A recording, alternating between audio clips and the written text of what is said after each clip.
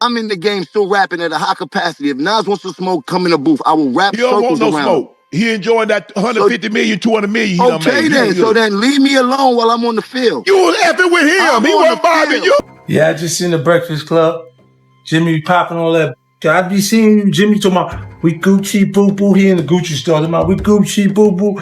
Them like King they was going you up. Jimmy they was like, Marita Moneda. Coca-Cola. Jim Jones said something wild, and the internet hasn't been the same since. On national airwaves, with cameras rolling and legends listening, the Harlem rapper didn't just throw shade. He tossed gasoline on one of hip-hop's most sacred names, Nas. But Jim didn't stop at calling himself relevant. He claimed he was more influential than Nas, more important to the culture, more impactful than the man behind Illmatic, God's Son, and King's Disease. And just like that, the industry lynched. Shannon Sharpe clapped back instantly, trying to reel him in. 50 Cent? He didn't say a word. He didn't need to. Instead, he posted something subtle but sinister, a federal document. One with no names, just a code, individual one. Suddenly, the conversation wasn't about music anymore. Fans started digging, blogs started buzzing, old wiretaps resurfaced, conspiracy threads lit up, and Jim, he went from spitting bars to flexing in the gym, challenging podcasters to deadlift battles and ducking lyrical smoke like it was cardio. But here's the real twist. This tension didn't start last week, it's been bubbling under the surface for decades. And while Nas stays quiet, calm, and completely unfazed, 50 Cent's playing chess in the background, and Jim Jones might have just walked into a game he can't win. Really know who Nas is.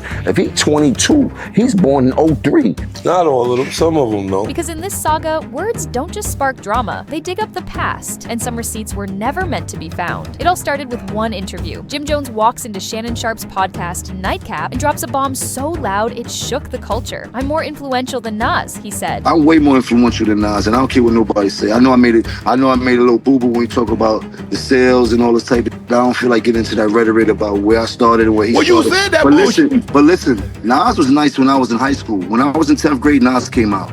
Nas was dope. We appreciated him. He had a little bit run. Calm, confident, no hesitation. And in that moment, something shifted. This wasn't just a rapper talking his talk, it was a declaration, a line drawn in the sand. Not just calling himself relevant, but calling himself greater than a man considered untouchable by an entire generation. The internet didn't take it lightly. Clips started circulating within minutes. Fans on both sides jumped into the comments like it was a courtroom drama. Some called Jim delusional, others said he was just speaking facts for a new era. But before anyone could truly digest what was happening, another player entered the chat. 50 Cent, no name drop, no diss track, just a cold, calculated post. An old federal transcript, one that had nothing to do with Nas, but everything to do with Individual One. No explanation, no caption needed. It was like he lit a match and walked away, and the streets did the rest. Fans and bloggers went digging. Old court documents resurfaced. Clips from the Tekashi 6699 trial started popping back up, and suddenly, everyone was asking the same question. Was Jim talking too much?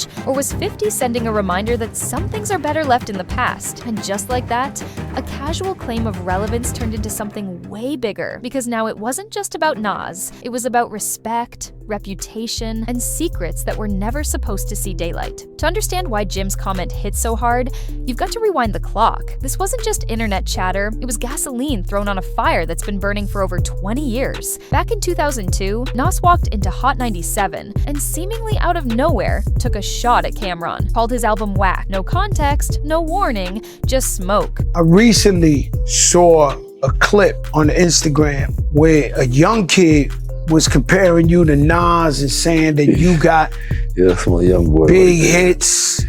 He's wild. Yo, he looked to you. He learned how to wear the BB Simon belt from you. He got his swag. Like, how crazy is that? Because in my era, you know what I'm saying?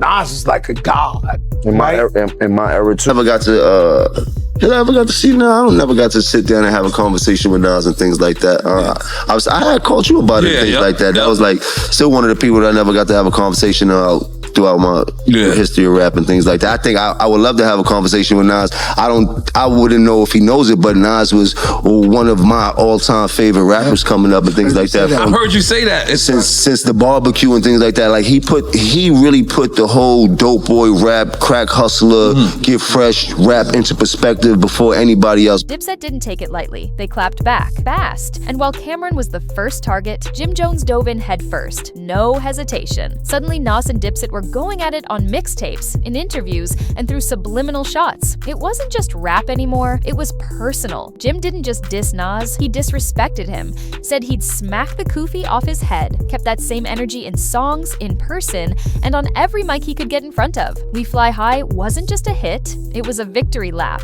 A statement that Dip said had the streets and didn't care about Nas's lyrical legacy. But remember, Nas' first record, The Barbecue, came out when I was in 11th grade. Yes. So Nas was my idol when I was young. Like you did, came to dressing, the wordplay, the music, everything. I was a superior Nas fan. Period. I'd never take that away from him. But then as I got in the game, you got to realize that your rivals would be idols, and not to take anything away from that. I developed my own style and my own lane that these kids start to gravitate towards the same way I gravitated towards Nas when I was younger and things like that. It's a whole different generation. Jim Jones was never better than Nas. Jim Jones will never be better than Nas. And this is coming from somebody that's not a Nas fan. I love Dipset. I love the Diplomats. I love Bird Gang. But we not about to start rewriting history because Jim Jones got confidence. But here's where things get weird, because despite all that smoke, Jim spent years publicly showing love to Nas, calling him one of his idols, saying Nas shaped the hustler aesthetic, that he was one of the first rappers to make the drug dealer persona feel poetic. It was admiration, genuine even. But admiration turns into envy real quick when you feel overlooked, especially when you've built a brand off street respect and cultural drip, and still get compared to someone you once worshipped, and that's the pressure point Jim keeps pressing. Not that Nas isn't great, but that in his eyes, Nas isn't greater anymore. I'm still playing at a high level. Hey, you better check my record. You jumping up and I'm still playing at a high level. I'm rapping at a high level. You better check my stats, bro. I will run circles around Nas rapping right. I will run circles around Nas rapping right now. Right now, I will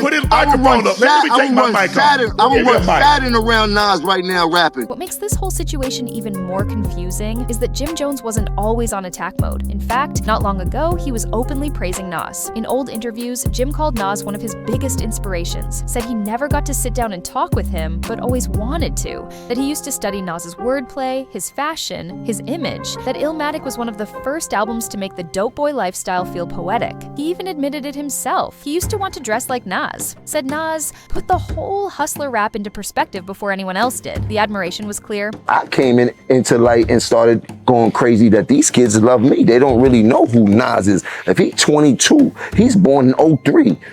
Not all of them, some of them though. But you know what I mean? A lot of them don't. No, me, Jim Jones.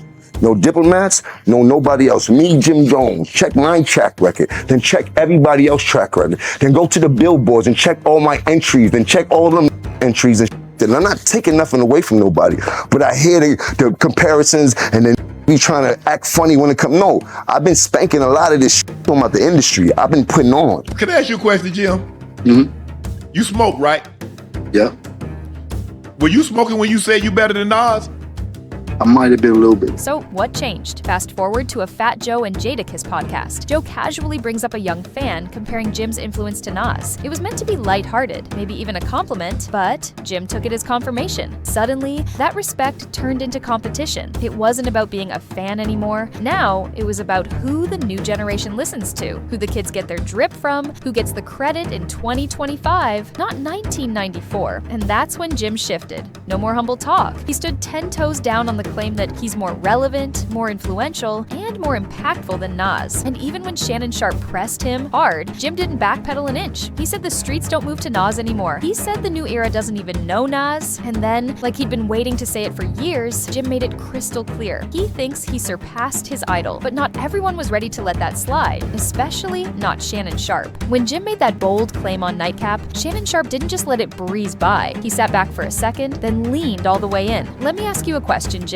Were you smoking when you said you better than Nas? The internet lost it. Even Chad Ochochinco Johnson looked stunned, but Jim, he didn't blink. I might have been a little bit, he smirked, then doubled down. Not only was he serious, he meant every single word. According to Jim, Nas might have had his moment in the 90s and early 2000s, but right now, Jim said he's rapping at a higher level, still dropping heat, still active in the culture. He even claimed, I'll run circles around Nas in the booth right now. That's when the conversation took a wild left turn. Shannon, a Hall of Fame NFL player, wasn't trying to to freestyle back. Instead, he flipped the energy. Forget bars, let's talk about the gym, about discipline, work ethic, respect. Look how you dress, Jim fired back. You don't even be in the same places I'd be in. But Shannon wasn't rattled. He said straight up, "This the biggest podcast you've ever been on." And when Jim tried to question why he was even invited, Shannon shut it down fast. "This is what I do," he said. "You want to be seen? Then come get seen. But don't think I'm gonna sit here and let you rewrite history." And just like that, it wasn't a debate anymore. It was a grudge match. Street influence versus cultural legacy. The gym versus the booth. And while they were trading jabs in real time, someone else was watching, silently, 50 Cent. While Shannon and Jim were throwing verbal haymakers, 50 Cent didn't say a word. No interviews, no call-outs. Just one post, and it flipped everything. A grainy old court document, no context, no explanation. One phrase circled in red, individual one. To the average fan, it meant nothing. But to those who know the streets and the courtroom drama that shook hip-hop in 2018, it was a direct shot, a cold reminder of something people were trying to forget. That phrase wasn't just legal jargon, it was a nickname, a federal code name pulled straight from the Tekashi 6991 wiretap case. And according to the transcript, individual one was heard discussing retaliation against Tekashi for turning state witness. The internet did what it always does, dug deep, fast. Clips started resurfacing from the 691 trial. Bloggers broke it down frame by frame. Phone call transcripts got reposted. Voice comparisons started flying. And just like that, Jim Jones's name got thrown back into a conversation that had nearly disappeared. No charges were ever filed. Jim was never officially named by the feds, but that didn't matter. The streets remembered, and 50 knew it. By dropping that one image, he wasn't just shading Jim. He was reminding everyone, reminding the industry that reputations can outlast indictments, that real power isn't loud, it's calculated. While Jim was yelling into cameras and throwing Jim challenges, 50 was digging into the archives, and he chose that moment to bring back the biggest rumor of Jim's career, the one that's haunted him for years, the one that whispers, "Why didn't the feds come for you?" This wasn't 50 Cent being petty, this was 50 being 50. Because if you think that wiretap post was random, you haven't been paying attention. 50 Cent's been playing the long game with Jim Jones since the mid-2000s. This feud, it didn't start last month, it didn't even start with Nas. It started the moment 50 realized Jim wanted the spotlight bad. Back in 2007, G-Unit was on top of the world, Dipset crumbling from the inside, and 50 made his move. He invited Jim Jones and Jules Santana on stage at a G-Unit show, right when tensions with Cameron were peaking. That wasn't a cosign, that was a message, a quiet jab at Dipset's loyalty, unity, and relevance. Cam saw it, fans saw it, even Jim had to wonder, was this support or strategy? Fast forward to 2019. The Tekashi trial explodes. Jim's name gets whispered in every blog, every group chat, every headline. And 50? He doesn't speak on it. He jokes about it, posting videos pretending to hide in Texas, saying, "I'm afraid for my life. Jimmy's gang."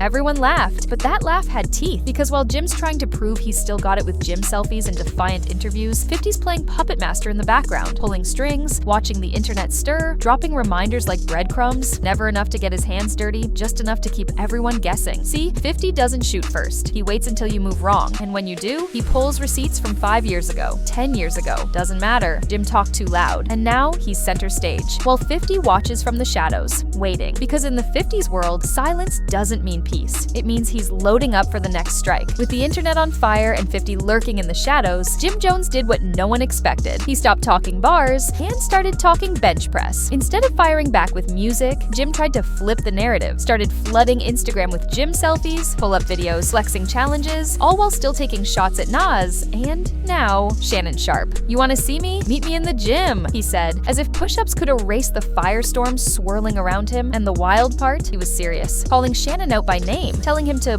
put his money where his mouth is, offering to settle things not in the booth, but on the weight rack. Fans didn't know what to make of it. Some laughed it off, calling it a smokescreen. Others started calling him Jim Jones instead of Jim Jones. And then there were the true believers, the ones hyping it up like it was Mayweather versus Pacquiao. But no matter how viral the Jim antics went, one thing was clear. Jim was trying to shift the battleground, from rap to reps, from federal whispers to fitness competitions. It was a bold move, but it also looked like a dodge, because while Jim was talking muscle and cardio, he wasn't answering the real questions. Why bring Nas into it now? Why keep provoking legends? And most of all, why keep poking 50 Cent, the one guy who never forgets? While Jim was out here yelling into microphones and curling dumbbells for the camera, Nas didn't say a word. Not on Twitter, not on IG, not even in passing, just silence. And that silence, it was deafening, because when a man like Nas stays quiet, it's not not indifference, it's strategy. He's not reacting because he doesn't need to. His legacy already speaks louder than any podcast claim or IG live rant ever could. Nas doesn't post memes, he doesn't bait with subliminals, he just keeps doing what he's always done, dropping critically acclaimed albums, packing out Madison Square Garden,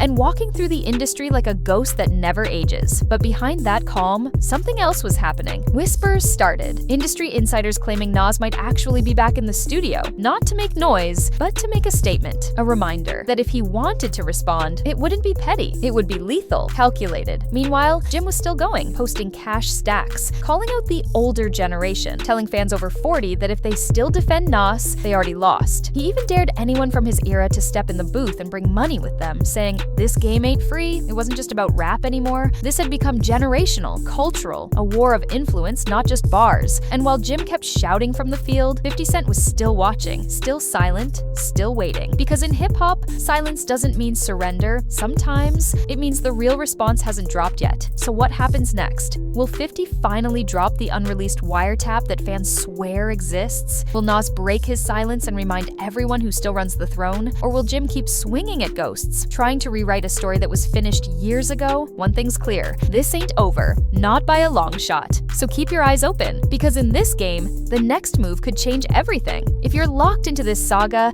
drop your thoughts in the comments. Like, share, and subscribe, because we're keeping every receipt, every rumor, and every bar right here. And trust me, the smoke hasn't even peaked yet.